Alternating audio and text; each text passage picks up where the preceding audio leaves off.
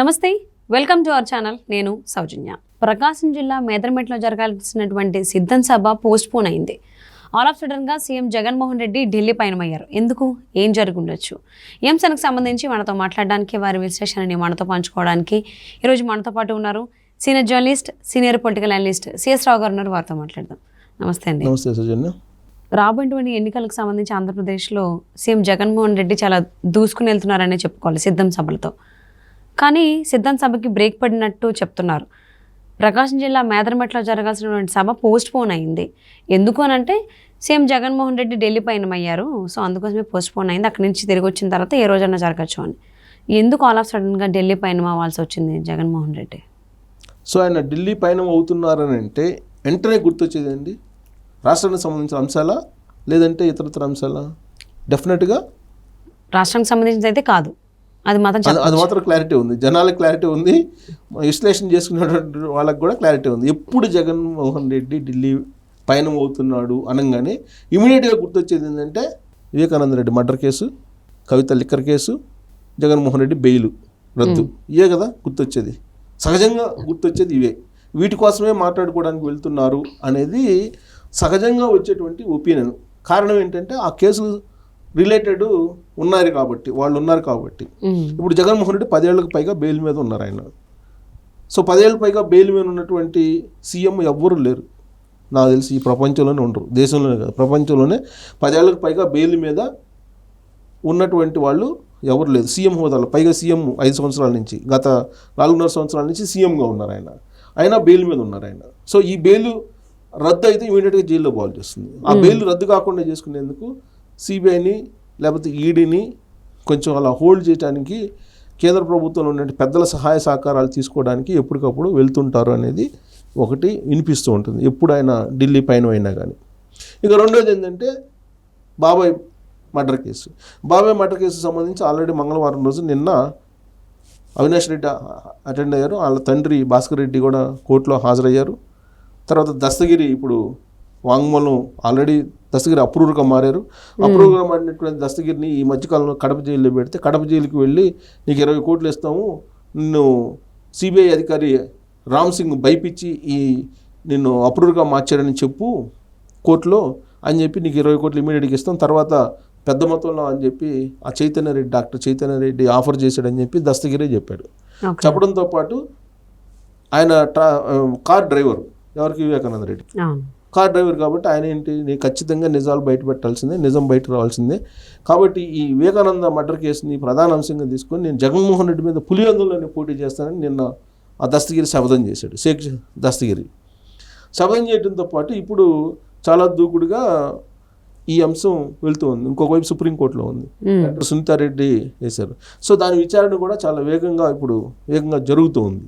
So Avinash రెడ్డిని next ఎలక్షన్లో మళ్ళీ కడప ఎంపీగా పోటీ చేయించాలా వద్దా అనే దాని మీద ఈ కేసు ఆధారపడి ఉంది. సో కాబట్టి దీని మీద ఒక క్లారిటీ తీసుకోవడానికి ఢిల్లీ వెళ్తున్నారా అనేది ఇంకోటి వినిపిస్తూ ఉంది. ఓకే. సో ఇవి కాకుండా రాజకీయాలకు సంబంధించిన అంశాలు కనుక తీసుకుంటే ఇప్పుడు already BJP, Telugu Desam party, Janasena పొత్తు ఉన్నాయి. సో రాబోయేటువంటి రోజుల్లో జగన్మోహన్ రెడ్డికి ఏమాత్రం సహాయ సహకారాలు అందించేటువంటి అవకాశం ఉండదు.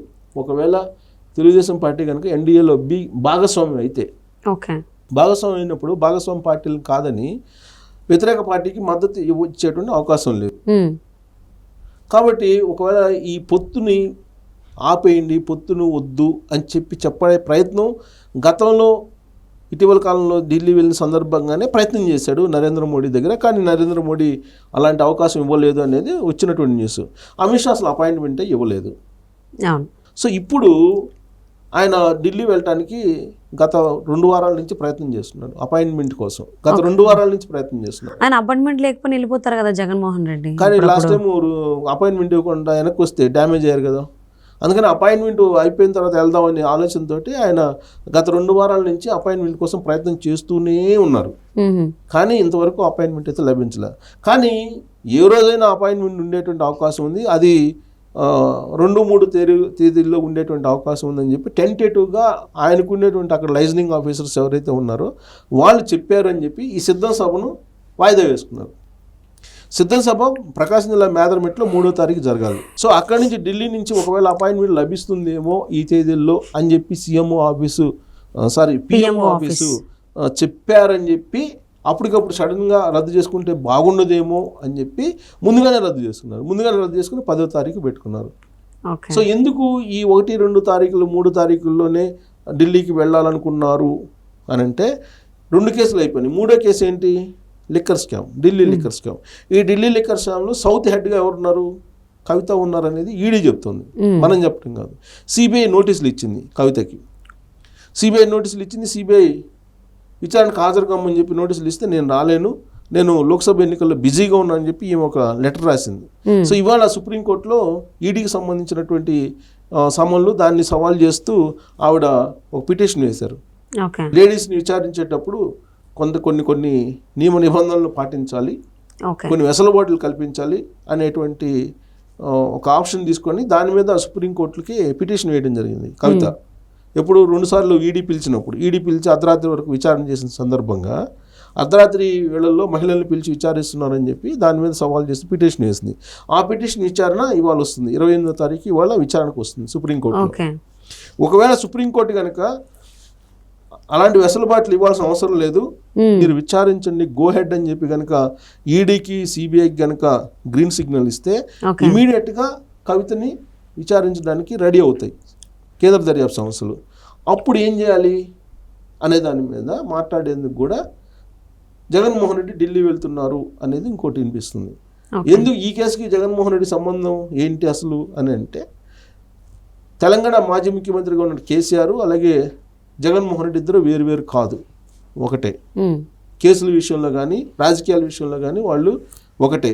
ఇచ్చిపుచ్చుకునే ధోరణిలో కానీ కిట్ ప్రోకో వ్యవహారం నడుస్తూ ఉంటుంది. ఇప్పుడు కేంద్ర ప్రభుత్వంతో నరేంద్ర మోడీతో ప్రత్యేకించి గత కొంతకాలంగా కేసీఆర్కి కొంత చెడింది. అది ముచ్చింతలు రామానుజాచార్యుల విగ్రహం ఆవిష్కరణ దగ్గర నుంచి వాళ్ళిద్దరికీ చెడింది. నరేంద్ర మోడీ ప్రధానమంత్రి హోదాలో తెలంగాణకు వచ్చినటువంటి 2-3 సార్లు కూడా స్కిప్ అయ్యారు. జ్వరం వచ్చిందనో, కాలు నొప్పనో, అదనో ఇదనో ఏదో కారణం చెప్పేసి మాజీ సీఎం కేసీఆర్ ముఖం చాటేశారు. ఆ ప్లేస్లో అప్పట్లో మంత్రిగా ఉన్నటువంటి శ్రీనివాస్ యాదవ్ను పంపించారు.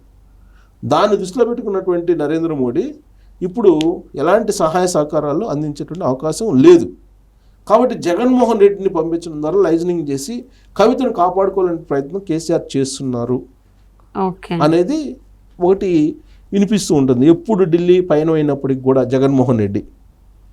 కాబట్టి ఈ కేసుల చుట్టూ తిరుగుతుంటుంది ఆయన ఢిల్లీ పర్యటన. దాంతోపాటు ఈ రాజకీయపరమైన అంశాల్లో చాలా క్లారిటీ ఇచ్చేశారు. గత టూర్లోనే క్లారిటీగా ఇచ్చేశారు. ఎందుకు? తెలుగుదేశం పార్టీ, బీజేపీ, జనసేన పొత్తు ఉంటుంది, ఈ విషయంలో జోక్యం చేసుకోవడానికి లేదు. ఇంకోటి ఏంటంటే నేషనల్ పార్టీ, ఒక ప్రాంతీయ పార్టీకి సంబంధించినటువంటి జగన్మోహన్ రెడ్డి చెప్తే ఆ పార్టీ వింటుందా? వాళ్ళకి కావాల్సింది ఏంది? సీట్లు కావాలి. రాబోయే రోజుల్లో హ్యాట్రిక్ కొట్టాలంటే దక్షిణ భారతదేశంలో బలంగా ఉన్నట్టు చంద్రబాబు నాయుడిని కలుపుకొని వెళ్ళాలి. ఇది వాళ్ళ కాన్సెప్ట్. అక్కడ చంద్రబాబు నాయుడు జగన్మోహన్ రెడ్డి అని కాదు. తాజా సర్వేలో జగన్మోహన్ రెడ్డికి 3-4 ఎంపీలు తప్ప వచ్చే అవకాశం లేదని చెప్పి సర్వేలు చెప్తున్నాయి. ఇలాంటి పరిస్థితుల్లో జగన్మోహన్ రెడ్డి మాట ఎందుకు వింటారు? అసలు వినే అవకాశం లేదు. కాబట్టి జగన్మోహన్ రెడ్డి ప్యూర్గా తన పర్సనల్ ఇష్యూస్ని మాట్లాడుకోవడానికే ఈ ప్రయత్నం చేస్తున్నారు. దానికే సిద్ధం సభను వాయిదా వేసుకున్నారు. సిద్ధం సభను 10వ తారీఖు వాయిదా వేసుకున్నాం అని చెప్పి చెప్తున్నారు. ఇప్పటికే ఒక సిద్ధం సభని వైజాగ్లో నిర్వహించారు, 2వ సిద్ధం సభని ఏలూరులో నిర్వహించారు, 3వ దాన్ని అనంతపురంలో నిర్వహించారు. అక్కడ ఆ సిద్ధం సభలకి జనాలను ఏ విధంగా తరలిస్తున్నారు, వాళ్ళు ఎందుకు తీసుకొస్తున్నారు అనేది మనకు సోషల్ మీడియాలో పోస్టులను బట్టి చూస్తే అర్థమవుతుంది. సోషల్ మీడియాలో పోస్ట్ ఏముంటాయి తెలుసా? మద్యం ఫ్రీగా దొరకాలంటే సిద్ధం సభకి వెళ్ళాలి, ఇలాంటి ట్రోల్స్, అలాంటి పోస్టులు ఉన్నాయన్నమాట. సో కాబట్టి ఆ సిద్ధం సభలు సక్సెస్ అని చెప్పి వాళ్ళు భావిస్తూ ఉన్నారు. ఏ రాజకీయ పార్టీ అయినా కానీ అలానే భావిస్తూ ఉంటుంది.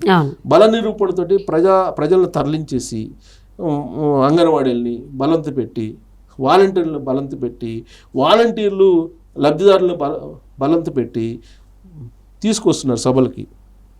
అంత మాత్రం చేత ప్రజాదరణ ఉన్నట్టు ఫీల్ అయితే అది సో అది బలవంతంగా చేస్తున్నారని చెప్పి వాళ్ళకి కూడా తెలుసు. బలవంతంగా చేసేది ఏది కూడా ఎక్కువ అదే నిజమైతే 2004లో చంద్రబాబు నాయుడుకి వెళ్ళాలి. ఎందుకంటే ఇంతకన్నా ఎక్కువ వచ్చారు అప్పుడు చంద్రబాబు నాయుడుకి 2004లో. వాళ్ళు అక్కడ వచ్చారు, ఇక్కడ తీసుకెళ్తున్నారు. సో ఏదేమైనా సిద్ధం సభను పోస్ట్ పోన్ చేసుకుని ఢిల్లీ పయనం అవ్వాలనేటువంటి ఆలోచనలో ఉన్నటువంటి జగన్మోహన్ రెడ్డికి అపాయింట్మెంట్ దొరుకుతుందా లేదా అనేది ఫస్ట్ థింగ్. దొరకకపోయినా ఇంతకుముందు వెళ్ళిపోయినట్టు వెళ్ళిపోతారా